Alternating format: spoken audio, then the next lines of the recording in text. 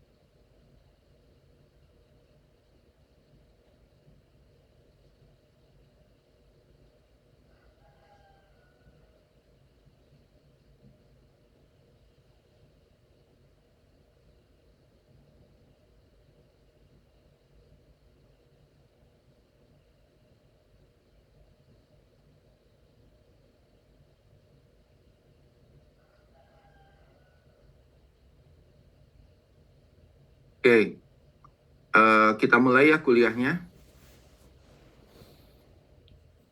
Iya Pak, baik Pak. Slide sudah terlihat di layar kalian. Iya Pak, sudah terlihat Pak. Oke. Nah, oke. Sekarang kita mulai topik bahasan yang baru ya, yaitu seismik transmisi gitu ya. Nah, jadi kalau setengah semester yang lalu dengan Pak Agus Laisanpura, kalian belajar mengenai rekonstruksi model bawah permukaan bumi, ya, tetapi sifatnya itu dengan geometri, ya. Jadi analisis terhadap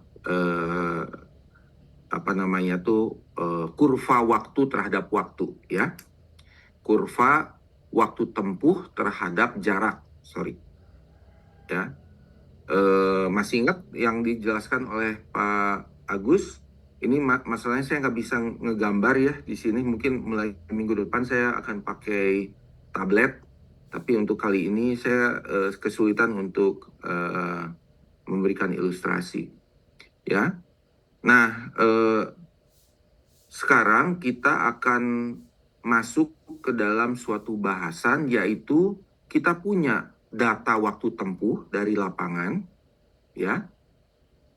Waktu tempuh yang dimaksud paham ya, yaitu jarak dari waktu tempuh dari suatu source terhadap receiver, ya, itu namanya waktu tempuh, atau istilah bahasa Inggrisnya itu travel time.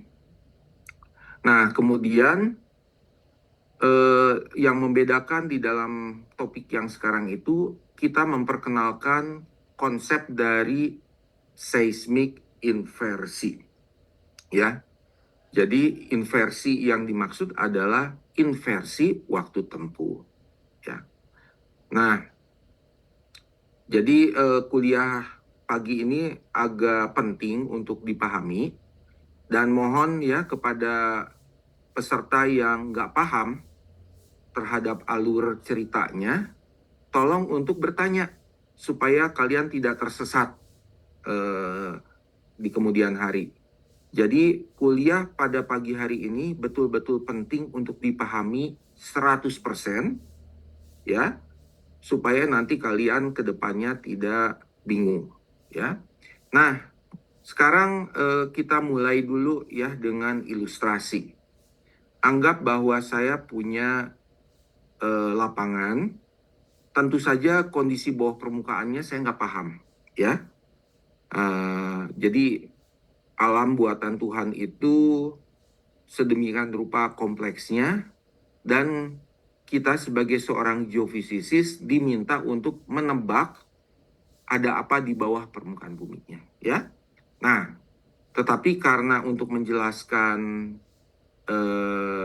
kuliah pada pagi hari ini, anggap saja bahwa bawah permukaan bumi itu tersusun dari 4 lapis sedimen, ya, batuan sedimen seperti ini. di mana physical property dari masing-masing lapisan diberikan pada gambar ini. Jadi di sini ada VP-nya berapa, VS-nya berapa, densitasnya berapa, ya. Dan kemudian tiba-tiba ada ore dike gitu ya.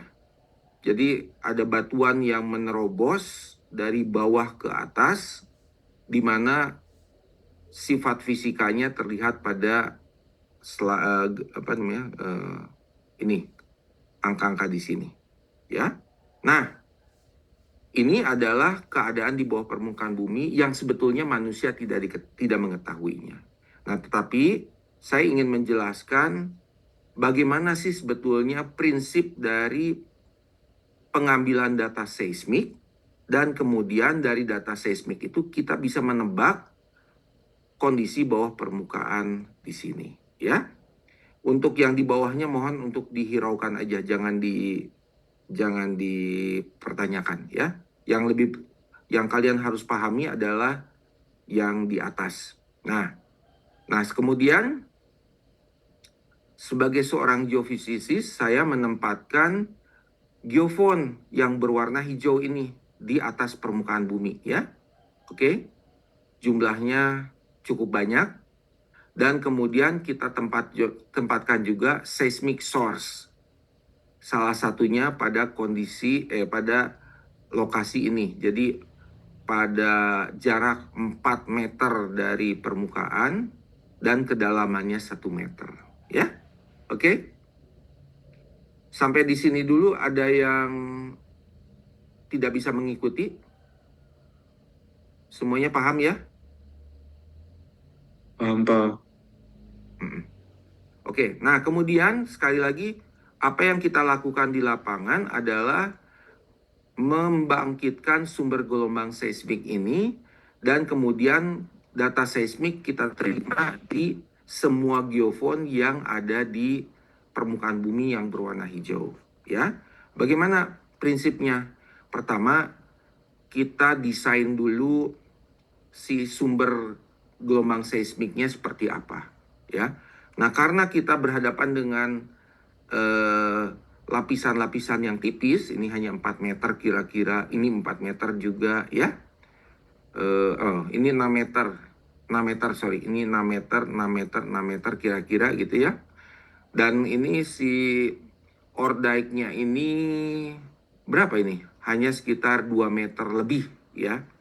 Nah, pertanyaannya itu, apakah metode seismik yang sudah kita desain ini mampu untuk mendetek keberadaan lapisan 1, 2, 3, 4, dan 5 ini? Itu kan pertanyaannya. Nah, jadi ini adalah sumber gelombang seismiknya. Kita pakai frekuensi yang tinggi, ya, seolah-olah tidak ada atenuasi, ya. Jadi 100 Hz itu bisa masuk ke dalam bumi dan kemudian kembali ke permukaan bumi lagi. Nah, kemudian kita lihat bagaimana simulasinya, ya. Jadi ini pada T 0,04 second, ya, seperti ini. Kemudian ini adalah pada saat 0,4 second, ya. Bisa terlihat ada muka gelombang A, ada muka gelombang B dan C, ada muka gelombang D dan E, ya. Oke. Jadi yang asalnya itu hanya satu gelombang saja, ketika sudah masuk ke batas lapisan ternyata terurai. Ada yang disebut dengan gelombang pantul nih, yang E dan C ini disebutnya gelombang pantul, sedangkan D dan B ini yang disebut dengan gelombang transmisi, ya. Gelombang A ini maksudnya apa? Ini adalah gelombang direct wave atau gelombang langsung, ya. Oke. Kita lanjut pada saat 0,56 milisecond, nanti saya betulkan ya ininya. Lihat, ya. Jadi gelombang sudah menjalar lebih jauh, sudah mau mendekati si ore dike ini, bahkan gelombang yang tadi masuk ya, yang transmisi masuk lapisan 2, sekarang udah masuk ke lapisan yang ketiga. Nah, kemudian kalian bisa melihat adanya superposisi atau interferensi antara gelombang yang dipantulkan lewat batas lapisan 2 dan 3, nih yang I, dengan gelombang yang tadi transmisi, ya, masih gelombang S-nya mungkin gitu ya, belum nyampe ke batas lapisan kedua dan ketiga. Nah, terjadi superposisi kayak begini, ya. Oke, jadi urusannya makin lama makin ribet, ya. Nah, ketika sudah masuk ke Ordijk, lihat, ada muka gelombang yang tidak teratur, yang ini transmisinya, yang ini adalah pantulannya, ya, pantulannya. Kok kita lanjutkan, tuh seperti ini. Tuh, dilanjutkan. Ini udah sulit untuk dikenali lagi, ya. Wah, tuh kan udah bingung tuh, seperti apa.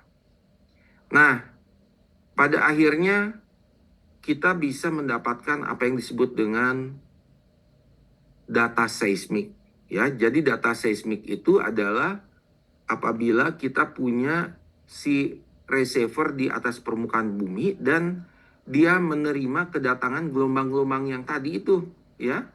Oke, ini misalnya ini gelombang C udah diterima nih di geofon yang lokasinya 19 meter dari kiri. Gelombang E nih sudah diterima di kira-kira 9 meter dari sebelah kiri, ya. Dan kemudian kalau kita lihat data seismiknya, ini adalah kondisi di bawah permukaan bumi, ya. Kita punya 50, ini di sini ada 50 ya, 50 jejak seismik atau seismogram yang kemudian kalian bisa melihat, oh ini kedatangan gelombang langsung yang pertama, oh ini gelombang pantul yang pertama, oh ini gelombang pantul yang kedua, dan sebagainya. Ya, ini juga sama. Ada yang tahu nggak apa perbedaan antara yang sebelah kiri dengan yang sebelah kanan? Ini adalah untuk sumbernya di 4 meter. Ya, nah ini sumbernya di 4 meter dari kiri, kedalamannya 1 meter, dan kemudian si geofonnya ditaruh di atas permukaan bumi mulai dari geofon nomor 0 sampai nomor 49. Total ada 50 buah, ya. Nah, jadi sekali lagi setelah kalian melakukan survei di lapangan, kalian itu akan mendapatkan data seismik. Misalnya seperti ini, di mana source-nya kalian tahu yaitu di 4 meter dari sebelah kiri dan kedalamannya 1 meter, dan geofonnya terletak di semua permukaan bumi sepanjang lintasan itu. Nah, pertanyaan saya, apa sih bedanya antara yang sebelah kiri dengan yang sebelah kanan? Di sini sebutkan seismogram komponen X, yang ini seismogram komponen Z. Ada yang paham nggak? Kira-kira maksudnya apa ini?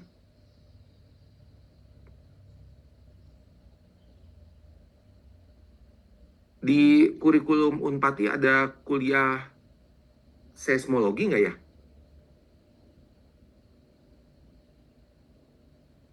Ada kuliah seismologi nggak?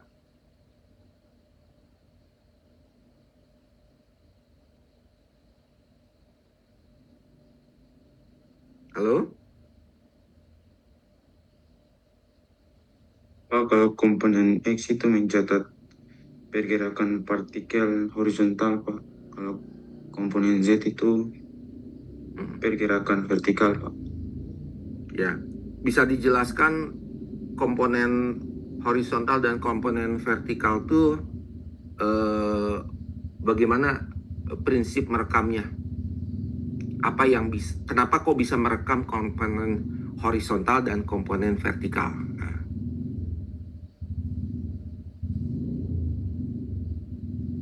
Apa penjelasannya? Karena di dalam seismometernya itu ada coil, ya, yang tempatkannya itu horizontal begini dan ada yang vertikal, ya. Bahkan sebetulnya yang komponen horizontalnya ada dua. Yang satu begini, yang satu lagi menembus layar kalian, ya. Satu horizontalnya begini, satu horizontalnya begitu, ya. Nah, jadi seismometer yang ada di pasaran itu ada dua jenis. Ada yang disebut dengan single komponen. Single komponen itu biasanya cuman punya komponen vertikal doang. Dan ada juga yang disebut dengan three komponen. Jadi 3 komponen. Jadi sensornya itu ada 3. Satu begini, satu begini, satu lagi begitu. Ya. Nah, jadi waktu gelombang seismik itu tiba di permukaan bumi, kemudian kena terhadap seismometer, 3 sensor itu bergerak, ya, bergerak. Nah, ada yang gerakannya itu hanya vertikal saja, ada yang bergeraknya itu horizontal searah dengan ya, tegak lurus ada vertikal tapi arahnya begini. Satu lagi arahnya menembus layar kalian. Ya, ada 3. Cuman karena di contoh yang saya sajikan ini kasusnya 2 dimensi, maka bisa dianggap yang horizontalnya itu satu yang begini, yang gininya nggak ada ya, karena kan cuma 2 dimensi. Jadi satu vertikal, satu lagi horizontal. Nah, ini yang komponen horizontalnya, ini komponen vertikalnya. Jadi sekarang kalau kalian cuma punya single komponen, yaitu komponen vertikal aja, maka setelah survei berakhir, maka kalian dapat datanya tuh kayak begini, ya, yang sebelah kanan. Ya, tapi data yang sebelah kanan itu bukan satu-satunya data. Ya, kenapa? Karena ketika melakukan survei, kalian juga menempatkan sumber gelombang seismik di lokasi-lokasi yang lain. Misalnya 4 meter, 8 meter, 12 meter, 16 meter, 20, dan seterusnya sampai dengan ujung, begitu ya. Jadi, kalau sekarang kalian punya 20 source, ya, 20 sources, maka kalian akan mempunyai 20 penampang seismik seperti ini, ya. Ada yang tahu nggak ini istilahnya apa? Ini istilahnya itu adalah shot gather, ya, shot gather. Jadi shotnya yang sama, lokasi receivernya yang berbeda. Nanti kita punya shot gather yang lain, di mana mungkin bentuknya itu di si puncak kerucutnya itu sebelah sini, oke? Nanti lagi untuk yang berikutnya udah lebih di kanan si puncak kerucutnya, oke? Nah. Sampai di sini dulu ada yang mau ditanyakan, ada yang masih bingung. Ini karena harus runut ya, harus teratur. Ada yang belum paham tentang flow cerita yang saya buat ini. Silahkan kalau ada yang mau bertanya. Ada yang mau bertanya?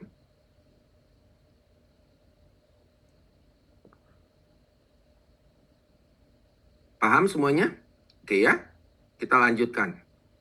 Nah, di dalam metode seismik refraksi dan transmisi yang kita ajarkan di mata kuliah ini, ya, kita belajar bagaimana terbentuknya data seismik. Jadi mulai pertemuan berikutnya, saya akan menjelaskan bagaimana data seismik itu terbentuk, ya. Ada teori gelombangnya. Itu juga kalian harus memperhatikan dengan baik. Kalau enggak nanti tersesat, ya. Nah, kemudian setelah survei di lapangan dilakukan, di sini terlihat kan ada berbagai macam jenis gelombang, ya. Ini ada yang kita kenal yang namanya seismik refleksi. Mungkin ini refleksi lapisan pertama, kedua, gelombangnya P. Yang ini mungkin refleksi dari interface yang lain, misalnya lapisan kedua dan ketiga, harus dicek ini gelombangnya gelombang P atau gelombang S dan sebagainya. Tapi untuk yang sebelah sini ini di bawahnya ini sudah tidak punya pola ya, sudah tidak punya pola apapun. Nah, oleh karena itulah apa yang kita akan manfaatkan dari data ini adalah yang disebut dengan first break ya. Jadi kita ini nggak peduli dengan jenis-jenis gelombang yang datang belakangan. Yang kita manfaatkan sebagai data input adalah yang disebut dengan first break atau first arrival travel time ya.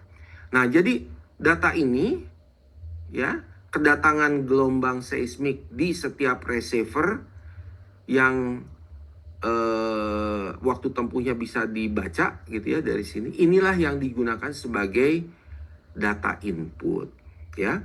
Nah, tadi saya katakan bahwa untuk satu source dengan contoh yang tadi saya ketengahkan ada 50 receiver. Berarti kita punya 50 data ya, 50 first break dari satu source. Nah, kalau sekarang kita punya 20 source, berapa jumlah datanya? Siapa yang bisa jawab?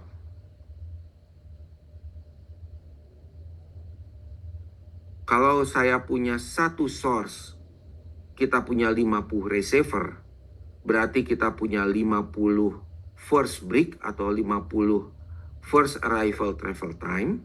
Kalau saya punya 20 source, berapa jumlah data saya? Nah, itu pertanyaannya. Siapa yang bisa jawab?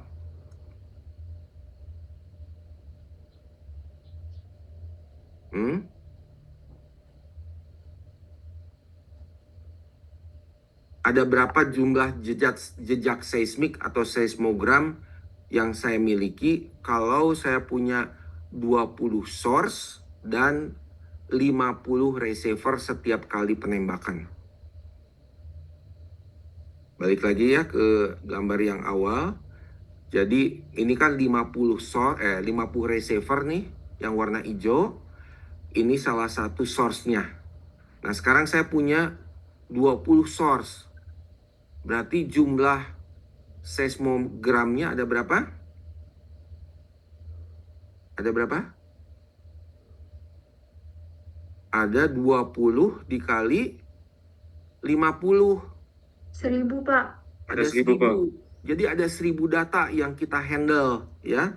Ada 1000 data atau ada 1000 seismogram atau ada 1000 buah 1000 buah jejak seismik setelah kita melakukan survei. Nah, kemudian kita tentukan atau kita amati berapa first arrival travel time di setiap jejak seismik tadi. Ya, jadi kita melakukan seperti ini. Oh, ini nih kalau source-nya nomor 1 misalnya 4 meter dari ujung kiri, kemudian receiver-nya nomor 14 gitu ya. Oh, kita dapat first arrival travel time-nya 600 mikrosecond ya, atau 600 nanosecond ini, 0,06 second. Nah, gitu ya. Nah, seperti itu. Ya. Nah, jadi apa yang kita lakukan, kita itu nanti akan menggunakan software dan kemudian software itu akan mempersilahkan kita melakukan picking, namanya itu. Ini picking ya, menentukan berapa first arrival travel time-nya nih. Yang warna biru-biru ini, garis biru-biru itu adalah pickingan kita.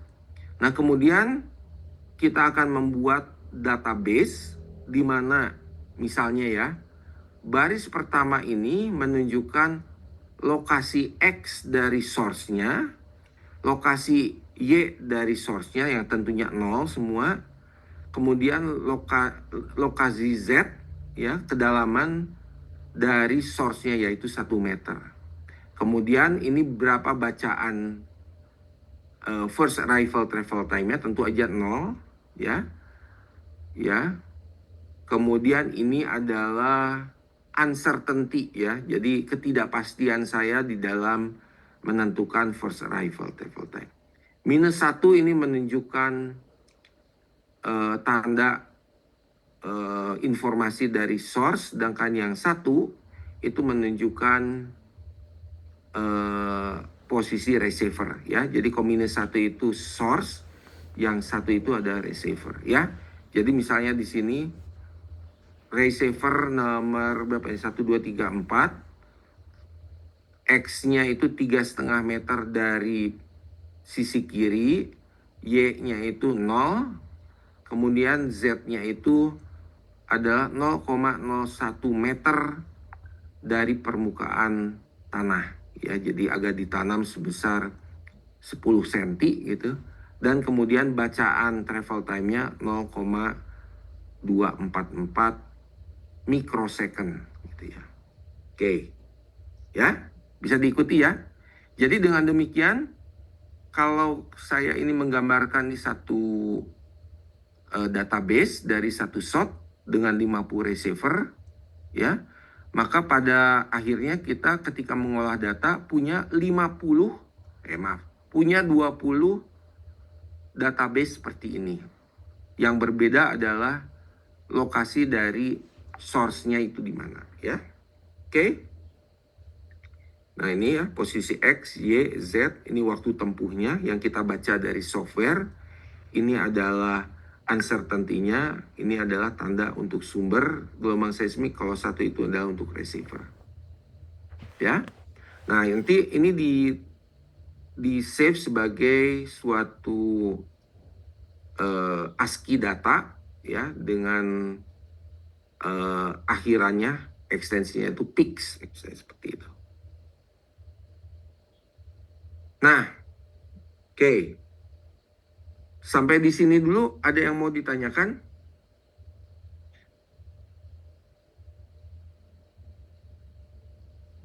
Ya. Jadi yang saya ceritakan itu ialah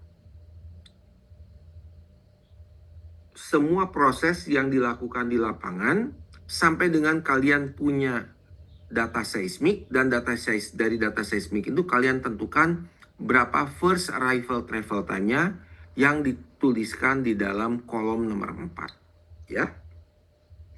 Nah, kemudian barulah setelahnya kita kumpulkan semua data tadi yang jumlahnya tadi ada 1000 ya. Nah, 1000 data ini kita plot ya. Kita plot terhadap kurva jarak terhadap offset ya. Dan kemudian ini adalah populasi data kita yang jumlahnya 1000 tadi ya, yang warna biru. Nah, kemudian kan kita memerlukan pengolahan data lanjutan ya. Nah, dimulai dengan menentukan initial model atau disebut juga starting velocity model. Nah, kemudian kita membuat modelnya itu seperti ini.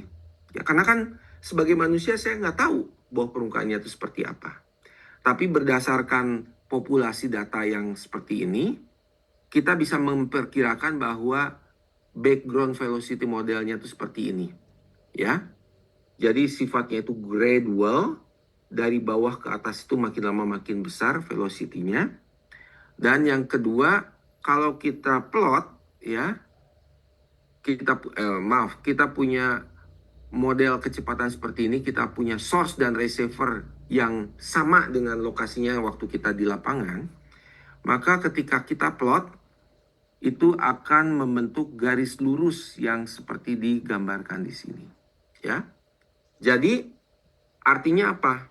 Wah, ini kan nggak fit ya, tidak cocok antara respon dari travel time dari model saya yang tadi berwarna-warni ini dengan data lapangan yang warna biru. Nah, jadi apa yang dilakukan di dalam pengolahan data seismik transmisi atau seismik tomografi ya biasanya, itu adalah kita mengubah si model bawah permukaan itu ya sedemikian rupa sehingga pada akhirnya antara yang kurva yang warna biru dengan yang hitam itu klop atau bisa mendekati dengan lebih baik, ya.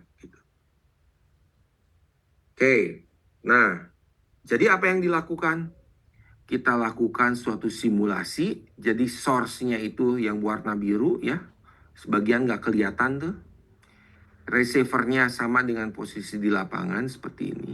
Dan semua gelombang seismik yang sifatnya first break akan mempunyai ray path, ya, atau lintasan gelombang seismik seperti gambar di sini, ya. Oke. Nah, dari sini apa yang bisa kalian simpulkan? Bahwa meskipun kita tertarik untuk melihat kondisi bawah permukaan sampai dengan 20 meter, tapi ternyata konfigurasi yang kita set up di lapangan itu nggak bagus. Kenapa nggak bagus? Karena bagian bawah dari model itu tidak dilewati oleh sinar gelombang seismik. Ya, jadi artinya apa? Palingan kita itu akan bisa mendeteksi kondisi bawah permukaan bumi mungkin sampai dengan 8 meter. Kalau 10 meter nih ya di bawah udah terlalu banyak sel yang tidak dilewati oleh sinar gelombang seismik, ya. Nah, artinya apa? Bahwa kalau kita ingin mengetahui kondisi bawah permukaan yang lebih dalam, syaratnya apa? Ada yang tahu? Maka lintasan gelombang seismiknya harus lebih panjang, gitu ya. Makin panjang lintasan gelombang seismik itu, maka makin dalam kemampuan penetrasi dari metode yang kita implementasikan, ya. Sampai di sini ada yang mau bertanya?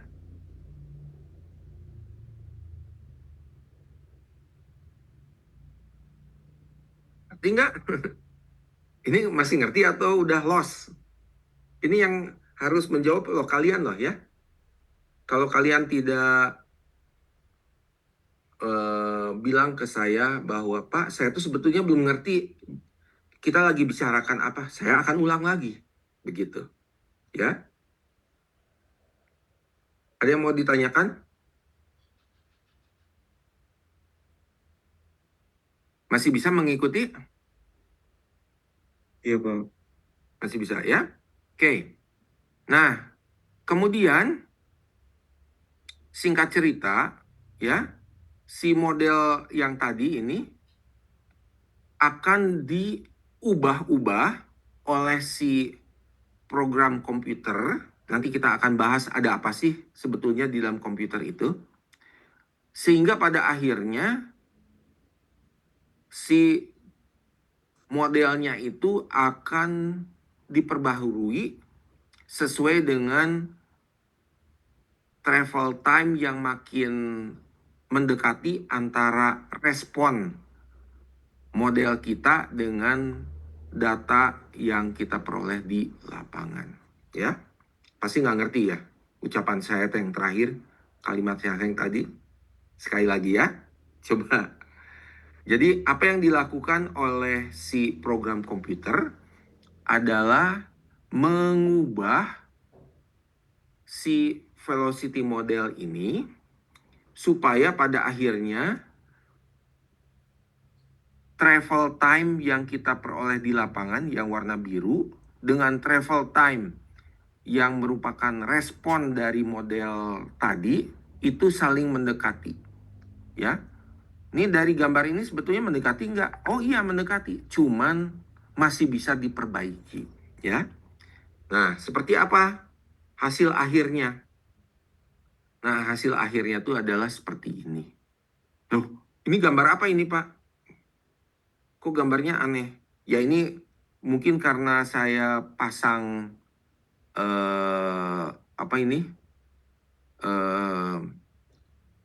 kontur, ya, sehingga membingungkan. Tapi sebetulnya kalau tidak ada kontur, kalian akan melihat bahwa pertama, ini ada lapisan yang warnanya pink, ada lapisan yang berwarna biru muda, ada yang lapisan berwarna biru tua, dan satu lagi warna hijau, ya. Ada 4.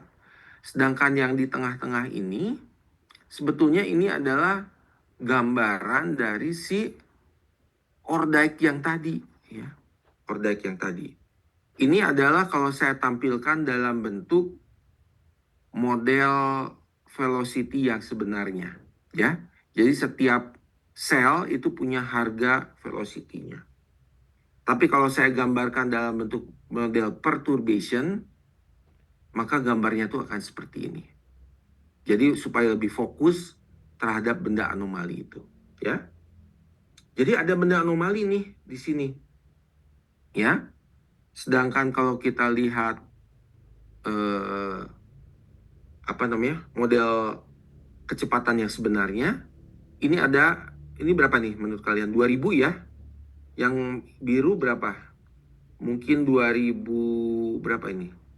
2500, 2600 lah ya, 2600. Ya. Tapi coba dilihat bahwa berdasarkan inversi yang kita lakukan, ya, ternyata sebagian besar dari sinar gelombang seismik itu cuma bisa menembus sampai dengan kedalaman 8 ini atau 9 meter. Artinya apa? Semua model yang diperoleh di bawah 9 meter itu tidak bisa dipercaya karena sinar gelombangnya nggak melewatinya. Gitu ya. Oke.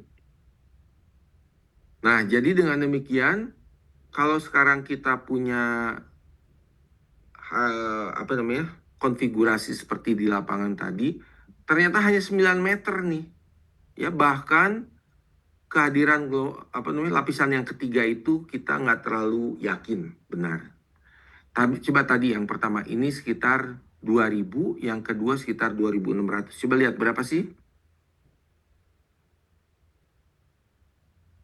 Tuh, ini 2000, yang sini 2800. Tadi saya menyebutkan 2600. Nggak terlalu salah-salah amat ya. Coba kita lihat lagi hasil dari inversi.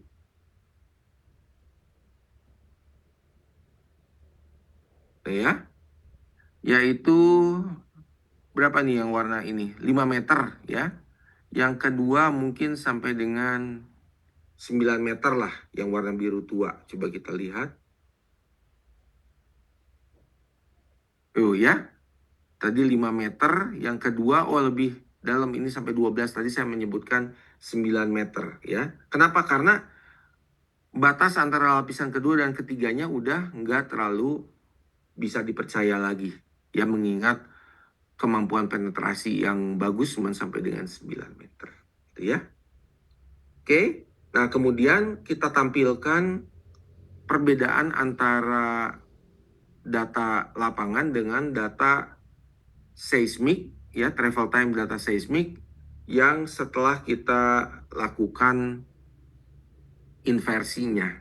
Nah ini, lihat ya, ini adalah sebelum inversi, ini setelah inversi. Bisa terlihat bahwa yang warna biru dan yang warna merah itu sudah berimpit. Artinya apa? Model yang tadi saya hasilkan mungkin bisa dipercaya, ya. Oke, jadi nanti kita bisa lihat ini residual travel time namanya untuk setiap pasangan source dan seismik yang jumlahnya tadi ada berapa? Ada 1000 ya. Ini ada 1000 titik. Ini sebelum inversi, ini setelah inversi. Ya, dan sebagainya. Nah, jadi ini adalah kira-kira materi pembelajaran yang akan dipelajari selama setengah semester. Ya, bagaimana caranya kita menghasilkan atau merekonstruksi kondisi bawah permukaan seperti ini, atau misalnya seperti ini. Ini kan sebetulnya tidak jauh berbeda dengan model yang kita miliki, yaitu ini. Ya, Jadi kita belajar bagaimana pertama seismic waveform modeling, itu agak berat, kita belajar matematik. Yang kedua ada belajar prinsip dari tomografinya itu. Silakan kalau ada yang mau bertanya. Kita sudah hampir 45 menit kuliah. Silakan ada yang mau bertanya.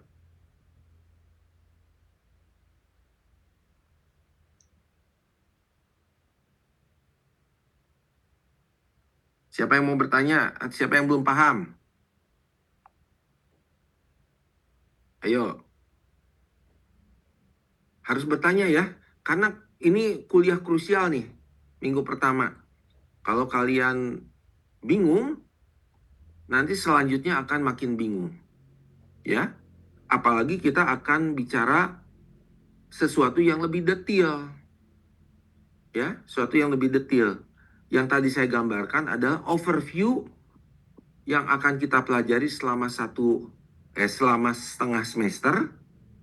Kalian harus paham mengenai prinsip penjalanan gelombang seismik. Kan sudah ada kuliahnya gelombang, kita coba refresh. Yang kedua, kalian harus belajar prinsip tentang seismik inversi waktu tempuh. Oke? Silakan kalau ada yang mau bertanya.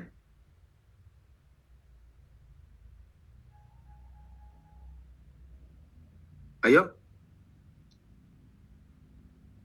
Oke. Kalau tidak ada yang bertanya, saya yang ngasih tugas kalau gitu, ya. Oke. Jadi saya akan mengirimkan slide yang tadi saya kirimkan, yang tadi saya tayangkan.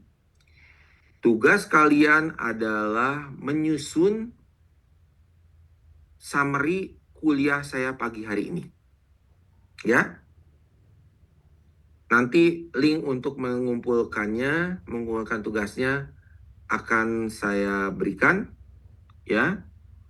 Saya ingin tahu apakah masing-masing peserta memahami apa yang tadi saya jelaskan atau tidak, ya.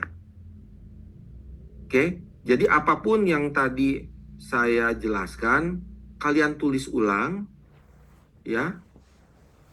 Ini juga untuk melatih kalian untuk berpikiran secara logis, ya. Nanti slide yang tadi saya tayangkan, saya berikan ke kalian, karena slide tadi itu penjelasannya lebih banyak pakai mulut, gambarnya aja yang ada, ya. Jadi kalian harus bisa merangkai cerita mengenai kuliah saya tadi pagi, ya. Setuju ya? Baik, Pak. Oke. Oke ya, jadi waktu yang tersisa pagi hari ini silakan kalian gunakan untuk boleh kalian berdiskusi dengan kawan-kawan mengenai apa yang tadi saya sampaikan, tetapi tugasnya dikumpulkan perorangan, ya. Sekarang tugas saya memberikan bahan yang tadi ke kalian. Ya, sebentar lagi akan saya kirimkan. Oke? Mohon maaf Pak, ini diketik atau tulis tangan Pak? Tulis tangan saja. Kalau kalian pede, tulisan tangan kalian bisa dibaca sama saya. Tapi kalau kalian nggak pede, tulisan kalian nggak bagus, boleh diketik. Tapi dikumpulkannya sampai besok. Karena ini tugasnya nggak berat ya. Hanya untuk nge-review lagi apa yang tadi saya sudah sampaikan. Ya. Ya, jadi saya sekarang akan kirim slide-nya. Kalian kerjakan, boleh ngobrol dengan teman satu kelasnya. Besok dikumpulkan, saya kasih link untuk pengumpulan tugasnya. Oke? Sip ya? Baik Pak. Oke. Kita sudahi dulu kuliah hari ini. Tunggu kiriman file dari saya ya. Oke, terima kasih. Sampai jumpa. Silakan untuk gunakan waktu yang tersisa untuk berdiskusi ya. Yuk, selamat pagi semuanya. Yuk. Selamat pagi, Pak. Selamat pagi, Terima kasih Pak. Pak.